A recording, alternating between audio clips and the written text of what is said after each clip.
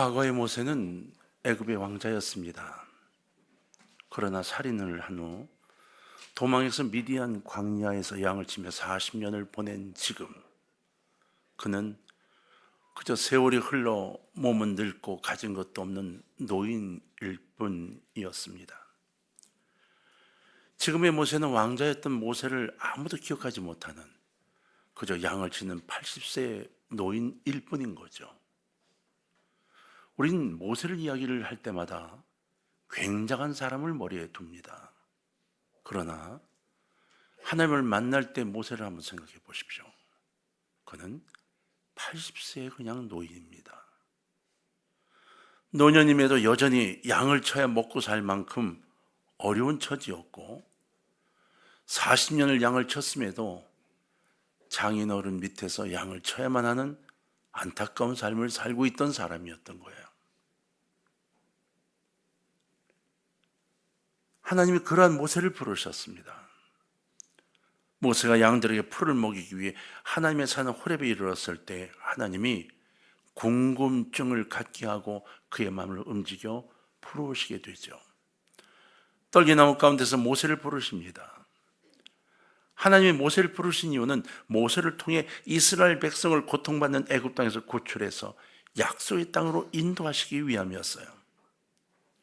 그래서 모세에게 내가 너를 선택한다고, 내가 누구라고 다 말씀을 하시면서 모세를 사용하려고 작정하시죠. 근데 우리가 알고 있는 것처럼 모세는 계속해서 하나님의 초대를 거절합니다.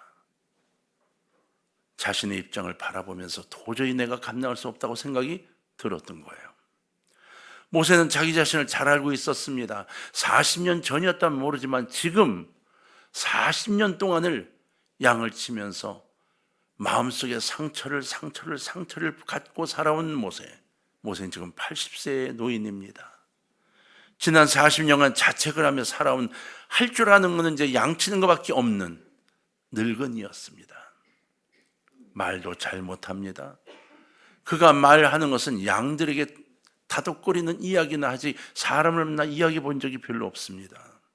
그래서 그의 변명은 한마디로 이런 것이었어요. 저는 아무것도 가진 것이 없고 할 수 있는 것도 없는 사람입니다. 이게 모세가 하나님께 대답했던 대답이었습니다.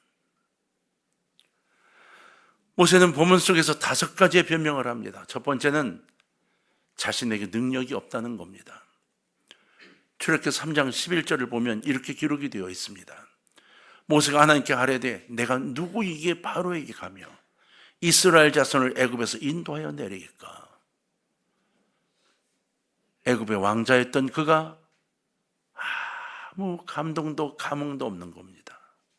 두려움 속에서 내가 누구이기에 바로에게 갑니까? 내가 누구에게 이스라엘을 인도해낼 수 있습니까? 라고 자신의 능력이 없음을 변명합니다. 두 번째는 하나님을 잘 모른다고 변명하죠. 맞습니다. 모세는 하나님을 잘 모르는 상태는 맞습니다.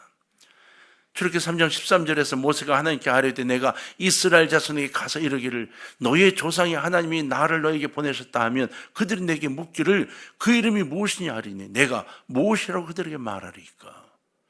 내가 지금 만난 신 하나님이란 당신의 이름도 제가 모릅니다. 이스라엘 백성에게 뭐라고 말을 하겠습니까? 난 하나님에 대해 알지를 못합니다 라고 변명한 거예요. 이게 거짓이 아닙니다. 이게 현실인 겁니다. 모세는 이 현실을 그대로 그냥 인정하면서 난 이거밖에 안 된다고 이야기하고 있는 겁니다. 우린 자꾸 자신을 비껴나가 이야기하죠. 자신을 인정하지 않습니다. 세 번째로 사람들이 자신을 믿어주지 않고 자신의 말도 듣지 않을 것이라고 단언합니다. 출애굽기 4장 1절에 오늘 본문에 보니까 모세가 대답하여 이르되 그러나 그들이 나를 믿지 아니하며 내 말을 듣지 아니하고 이르기를 여호와께서 내게 나타나지 아니하셨다 하리다. 이렇게 말해요. 내가 가서 하나님이 나를 보내셨어 라고 말하면 그들이 웃기고 있네. 하나님이 너 같은 것한테 나타났다고 너 같은 거한테 라고 말할 겁니다 라고 대답한 거예요. 네 번째는 자신이 말을 잘 못한다는 거. 이건 여러분 잘 알고 있는 거죠. 여러분, 출애굽기 4장 10절에 보니까 모세가 여호와께 아뢰되 오 주여, 나는 본래 말을 잘 하지 못하는 자니이다. 주께서 주의 종에게 명령하신 후에도 역시 그러하니 나는 입이 뻣뻣하고 혀가 둔한 자니이다. 이렇게 대답해요. 입이 뻣뻣하고 혀가 둔해요. 원래 40년 동안 양만 치느라 말도 잘 안 했지만 나이가 80이 되니까 이제 말도 점점 더 하기가 힘들어집니다. 이런 얘기입니다. 그래서 마지막 5번째 모세는 보낼 만한 자를 보내달라고 정중히 거절합니다. 4장 13절이죠. 모세가 이르되 오 주여, 보낼 만한 자를 보내소서. 겸손한 것처럼 보이죠? 아닙니다. 오늘의 본문은 이 5가지 이야기 중에 3번째 변명에 대한 하나님의 답변입니다. 5가지의 변명 중에 3번째 변명, 그 변명에 대한 하나님의 말씀인 거예요. 모세가 백성이 나를 믿지 않고 내 말도 듣지 않을 겁니다 라고 변명할 때 하나님이 모세야, 내 손에 있는 것이 무엇이냐고 물으십니다. 모세, 네가 갖고 있는 게 뭐지? 모세는 당연히 지팡이를 들고 있었습니다. 나이가 80이나 됐고 목동이니까 지팡이를 갖고 있어야만 했죠. 모세가 당연히 지팡이라고 대답합니다. 여러분 혹시 알고 계십니까? 하나님이 말해요. 우리들이 세상에 나를 믿어주지 않아요, 나에게 능력이 없습니다라고 이야기하는 그 사람의 변명, 그 변명하고는 우리에게 모세에게 물었던 질문을 똑같이 하신다는 걸 아십니까? 우리가 똑같이 묻습니다. 네가 갖고 있는 게 무엇이니? 난 갖고 있는 게 무엇인가를 살펴보지를 않습니다. 이제 모세는 꼼짝없이 지팡이라고 대답을 하고 그 지팡이를 꼭 잡고 있는 자신의 손을 보는 거죠. 내 손에 있는 것이 무엇이냐? 지금 여러분 손에 들려있는 게 무엇인가요? 여러분은 무엇을 믿고 무엇을 의지하고 무엇을 따라가고 있는가요? 사실 모세가 들고 있는 지팡이는 특별한 것이 아닙니다. 모세가 자신의 손에 들고 있는 지팡이라고 말을 하는 것, 이거 하나님이 땅에 던지라 이렇게 말씀하시죠.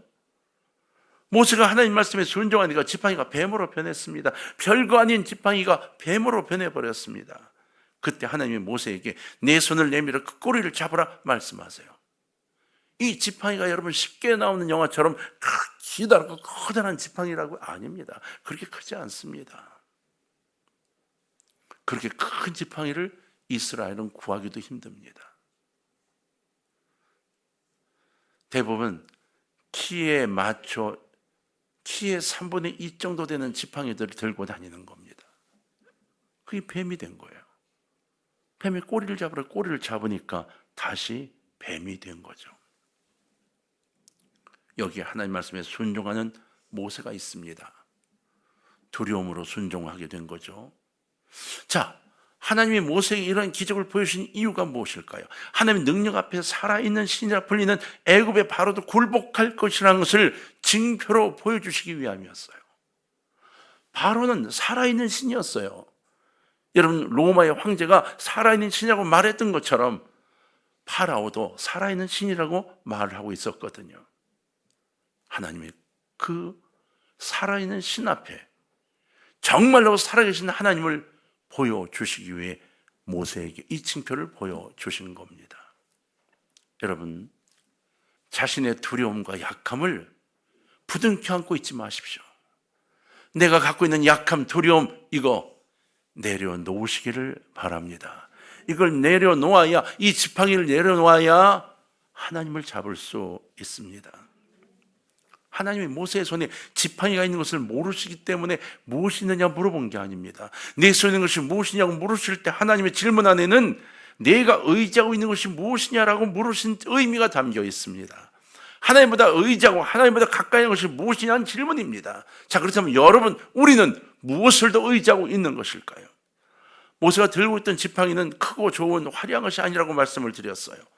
고대 근동지방의 목동들은 흔히 가지고 다니는 이 손대에 묻고 보자면 막대기에 가까운 지팡이를 썼어요. 여러분, 유럽에 있는 그 박물관에 가면 이 지팡이들이 전시가 되어 있는 데가 있답니다. 저는 보지 못했지만 사진을 보니까 그 길이가 1m 조금 넘는 것들, 그런 것들을 전시를 했어요. 진짜 볼품없는 거죠. 손으로 이렇게 들어서 잡아 방향을 가리키고 물을 때릴 수 있는 그 정도. 고대 근동 그곳에는 기다란 나무를 구하기가 쉽지 않은 거예요. 여러분, 이 지팡이를 든 나이 든 모세를 한번 상상해 보세요. 이 지팡이는 말이에요, 나이 든 모세에게 진짜 지팡이였습니다. 나이가 80이니까 어디를 걸을 때 이 지팡이를 짚고 사용했겠죠. 뿐만 아니라 짐승을 만날 때는 무기로 사용을 하기도 했을 겁니다. 양을 칠 때는 양을 인도하는 도구였고요. 그리고 모세에게는 가장 가까이 두고 사용할 수 있는 의지의 대상이었을 겁니다. 그가 지니고 있는 것 중에 가장 의지할 것이 이 지팡이였을 거예요. 그런 의미에서 모세가 손에 들고 있던 지팡이는 지금 우리와 비교하면 우리가 소유하고 있는 물질 중 내가 가진 거나 내가 의지하는 대상이나 사람으로 볼 수도 있어요. 내가 의지하는 통장에 있는 돈, 집, 사람, 다른 무엇들, 나는 그를 의지해. 우리 아버지가 계시니까, 우리 누가 계시니까? 아니요. 이 지팡이는 아무 힘을 쓰지 못합니다. 많은 사람이 돈이 나를 당당하게 하고 나를 보호해주고 내가 살아가는데 꼭 필요한 도구라고 생각합니다. 지팡이도 마찬가지로 모세가 의지하던 것이었습니다. 맹수의 여로부터 보호해주는 도구였고 양을 치워 살아가는데 꼭 필요한 것이었습니다. 그런데 오늘 모세를 만난 하나님이 그 지팡이를 땅에 던지라고 말씀하신 거예요. 그동안 의지했던 것들을 땅에 던지고 이제부터는 하나님만 의지하라는 의미였던 겁니다. 모세는 하나님을 만난 이후로 더 이상 자신의 지팡이가 아니라 하나님의 지팡이를 붙잡게 됩니다. 여러분, 부탁입니다. 오늘 바로 되지 않아도 여러분의 믿음이 성장하며 여러분이 붙들고 있는 지팡이를 내려놓고 하나님의 능력의 지팡이를 잡는 사람이 되시길 주의 이름으로 축원합니다. 모세는 자신의 손에 들려있던 지팡이가 아무것도 아님을 깨닫게 됩니다. 뱀으로 변했을 때 얼마나 놀랐겠어요. 내가 들고 무기처럼 생각했던 것이 뱀으로 변한 겁니다. 이 뱀은 파라오를 의미하죠. 얼마나 놀랐겠습니까? 모세의 손에 들린 지팡이에는 어떤 능력이 있어서 그렇게 됐을까요? 아닙니다. 모세에게 능력이 있어서 아닙니다. 모세도 지팡이도 오직 하나님의 도구일 뿐이었던 겁니다. 우리가 깨달아야 할 것은 아무것도 아닌 지팡이였지만 하나님의 능력이 임하고 모세가 하나님을 의지할 때 그 지팡이로 가리키니 홍해가 갈라지고 그 지팡이로 치니 반석이 터져 생수가 나오는 하나님의 지팡이가 된 것입니다. 오늘 여러분 예배를 마치고 돌아가시게 되면 여러분 손에 정말 하나님의 지팡이가 잡혀있기를 소원하고 기도합니다. 하나님은 모세 자신의 지팡이, 사람의 지팡이를 내려놓고 하나님의 지팡이를 붙잡으라고 말씀하고 계셨던 겁니다. 출애굽기 4장 20절에 보면 모세가 그의 아내와 아들들을 나귀에 태우고 애굽으로 돌아가는데 이렇게 되어 있습니다. 그 다음 뭐라고 되어 있는지 보십시다. 자, 다 같이 한번 읽어봅시다. 시작. 모세가 하나님의 지팡이를 손에 잡았더라. 할렐루야. 모세가 누구의 지팡이를?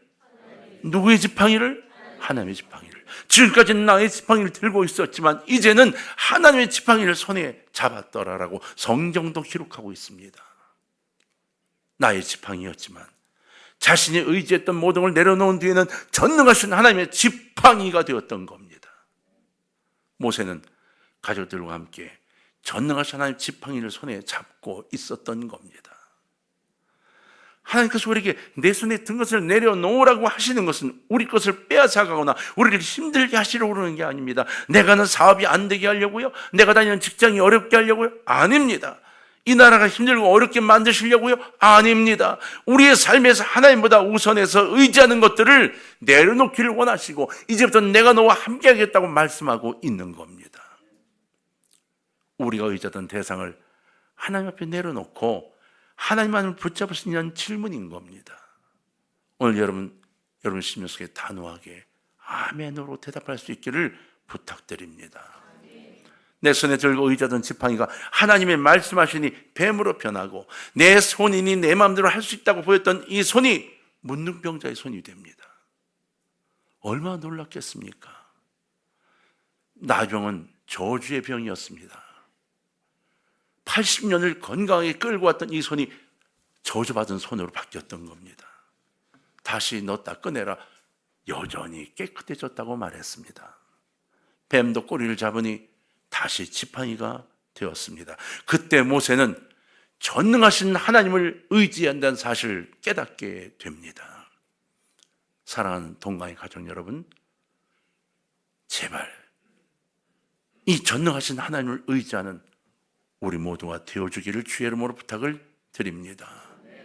여러분 기억하십시오. 내가 보잘것없다고 느껴도 하나님 나를 들어 쓰시는 것은 하나님의 결정입니다. 내가 아무리 바보 같아도 하나님 나를 들어 쓰십니다. 출애굽기 4장 4절은 이렇게 되어 있습니다. 여호와께서 모세에게 이르시되 내 손을 내밀어 그 꼬리를 잡으라. 그가 손을 내밀어 그것을 잡으니 그의 손에서 뭐가 된지라? 지팡이가 된지라. 이것이 모세의 순종이고 모세의 결단입니다. 잡을까 말까를 내가 결단하는 겁니다. 이 결단이 순종인 겁니다. 뱀을 잡아본 경험이 있는 사람은 뱀은 절대로 꼬리를 잡으면 안 되는 걸 압니다. 뱀은 반드시 머리 밑을 잡아야 합니다. 그래야 물리지 않습니다. 뱀의 꼬리를 잡는 순간 아무리 빨라도 고양이나 표범이나 호랑이가 아니고는 물릴 수밖에 없습니다. 동체 시력의 속도가 뱀을 따라가지 못하기 때문이에요. 여러분, 여기서 말하는 뱀은 독을 갖고 있는 뱀이었거든요. 그래서 이 뱀의 꼬리를 잡는 것은 죽음을 자초하는 일입니다. 하나님이 말해요. 뱀으로 변하게 한 다음 꼬리를 잡으라는 거예요. 이미 광야에서 40년을 지낸 모세입니다. 꼬리를 잡으면 어떻게 되는지를 다 압니다. 그런데 모세가 꼬리를 잡습니다. 우리는 얼마나 많은 것을 따집니까? 그죠? 얼마나 많은 걸 계산합니까? 그렇죠? 모세는 하나님을 잘 몰랐습니다. 그런데 지금 떨기나무에 붙은 불을 보면서 그분 앞에 신발을 벗어들고 자신을 내려놓으며 결단하여 뱀을 손으로 잡습니다. 우린 신앙에서 내가 결정한 게 얼마나 많은지 모릅니다. 내가 언제까지는 하나님 이렇게 할게라고 오히려 하나님께 내 요청을 밀고 나가는 경우가 많습니다. 아니, 그러지 마십시다. 여러분, 이 뱀은 파라오의 상징입니다. 파라오, 바로는 그 훌이라는 거 있죠. 소위 그 요만한 지팡이. 그 왕들이 이걸 들고 재판할 때 쿵쿵 두들겨서 결정을 내고 하는 그 훌이, 바로는 코브라입니다. 코브라 뱀 요렇게 된 코브라 요만큼을 훌로 만들어서 이걸 금으로 보석으로 꾸며가지고 이걸 들고 결정할 때 쿵쿵 때려 결정합니다. 가장 독한 코브라, 그 뱀을 상징한 파라오, 모세가 가야 할 곳, 파라오에게 가야 할 것, 하나님이 모세에게 담대함을 주시는 거죠. 뱀은 사람들이 공포의 대상이고 이길 수 없는 존재입니다. 죽음의 상징이죠. 그러나 하나님의 말씀에 순종하고 결단하는 자는 살아납니다. 이겨냅니다. 그리고 변하는 삶을 살아가게 됩니다. 하나님이 함께 하시니까 볼품없던 모세의 지팡이가 이스라엘 민족을 이끄는 위대한 하나님의 지팡이가 된 것입니다. 모세의 손 역시 마찬가지입니다. 아무것도 할 수 없는 힘없는 80세의 노인의 손입니다. 그러나 하나님을 붙잡는 순간 위대한 일에 쓰임받는 손이 된 거예요. 여러분, 제발 저나 여러분이 쓰임받는 이가 될 수 있기를 주의 이름으로 축원합니다. 사랑하는 성도님들, 우리에게 남은 것이 아무것도 없을 때 그 순간이 하나님을 찾아야 하는 시간입니다. 능력이 없어도, 돈이 없어도, 건강이 없어도, 나이가 많아도 문제될 것이 전혀 없습니다. 왜? 하나님이 나의 하나님이 되시겠다고 선언하셨기 때문입니다. 임마누엘, 우리와 함께 하시는 하나님, 그분이 지금 우리와 동행하고 계십니다. 하나님은 모세에게 이렇게 말씀하시죠. 출애굽기 3장 12절이었습니다. 이제 가라, 내가 내 입과 함께 있어서 할 말을 가르치리라. 내가 내 입과 함께 있어서. 사랑하는 성도님들, 오늘 주님이 우리에게 이렇게 약속하십니다. 내가 너와 함께 있어서. 이 사실을 믿으시기를 주의 이름으로 부탁합니다. 전능하신 엘로힘의 하나님이 당신의 지팡이를 손에 들려 주시겠다는 걸 약속하고 있는 거예요. 네 지팡이를 내려놔. 엘로힘의 하나님이, 전능하신 하나님의 지팡이를 내게 줄 것이다 하는 거죠. 여러분, 다윗도 그랬죠? 다윗이 나이가 어렸습니다. 게다가 가진 것도 없습니다. 그저 비립 하나 켜고 수금이나 켜는 정도, 그것도 비싸지도 않은 그냥 대강 만든 것, 그리고 물맷돌 하나 들고 있었던 겁니다. 근데 여러분, 그 물매 가지고 누구를 잡아요? 골리앗을 잡습니다. 성경을 보면 골리앗이 다윗을 잡으려고 창을 들고 뛰어오고 있었습니다. 투구를 썼습니다. 그런데요, 그 달려오는 어마어마한 거구를 향해 이 물매를 돌려 던졌는데 하나 던졌습니다. 그 돌 하나 던진 하나가 달려오는 골리앗을 향해 날아가서 요 투구 밑에 이마를 뚫고 들어간 겁니다. 다윗이 수십 년 연습을 해서요? 아닙니다. 다윗이 그때 AI가 있어서 조정을 해서요? 아닙니다. 이 돌물매가 드러냅니까? 아닙니다. 하나님의 능력이었습니다. 믿음의 삶을 살아갈 때는 아무것도 보이지 않아도 절망할 필요가 절대 없습니다, 여러분. 불가능할 것처럼 보여도 겁을 내지 마시기 바랍니다. 왜냐하면 하나님이 함께 하시기 때문이에요. 하나님이 함께 하시면 애굽의 바로를 이기고 승리하게 될 겁니다. 하나님이 함께 하시면 모든 것이 해결될 거예요. 이제 2025년을 시작하고 있는 우리 입장에서 막막하다고요? 아닙니다. 막막하지 않습니다. 기적은 계속 일어나게 되고 하나님의 역사는 계속 일어납니다. 우리 그리스도인들이 믿음 갖고 기도하면 이 나라가 뒤집어집니다. 우리가 기도하면 이 나라가 살아납니다. 그 거대한 애굽도 기도에 무너졌습니다. 그 거대한 바벨론 페르시아도 기도에 무너졌습니다. 여러분, 우리 그리스도인도 믿음이 좀 약해지면 두려움을 느끼죠. 실패하면 어떡하지? 이 불안을 품고 살아갑니다. 하지만 우리는 우리를 안전하게 잡아주려고 기다리는 하나님을 의지해야 합니다. 기다리고 계세요. 어디서? 떨기나무 속에서. 모세야 올라오너라. 여러분, 주님을 걸어 올라오시기를 바랍니다. 우리는 더 이상 의지할 것이 없다고 말할 때, 과거로 다시 돌아가지도 못한다고 말할 때, 아무것도 잡을 것이 없다고 말할 때, 바로 그때가 하나님을 붙잡아야 할 때인 겁니다. 우리의 계산보다 하나님의 계산이 훨씬 더 정확한 걸 아시죠? 우리가 갖고 있는 계산보다 하나님 계산은 분명합니다. 전능하신 하나님을 믿으면 걱정할 이유가 없습니다. 지금도 여전히 우리를 붙들고 승리하게 하신 하나님을 깨닫게 하시기 위해 하나님이 지금 우리와 동행하시고 우리를 붙들고 계셔요. 오늘 여러분 조용히 주님, 제가 마음을 엽니다. 내내 들어와 주옵소서. 기도하십시오. 주님이 여러분께 분명히 이렇게 물으실 거예요. 아무개야, 내 손에 있는 것이 무엇이냐? 이렇게 물으시는 이유는 그동안 하나님을 의지하고 세상을 의지했던 모세를 책망한 위함이 아니었음을 꼭 기억하세요. 우리에게도 마찬가지예요. 자, 이제 우리 차례입니다. 모세가 아니라 우리 차례. 이제는 우리의 하나님이 우리에게 이렇게 묻고 계신 거예요. 아무개야, 내 손에 무엇을 들고 있느냐? 우리가 대답해야 할 차례입니다.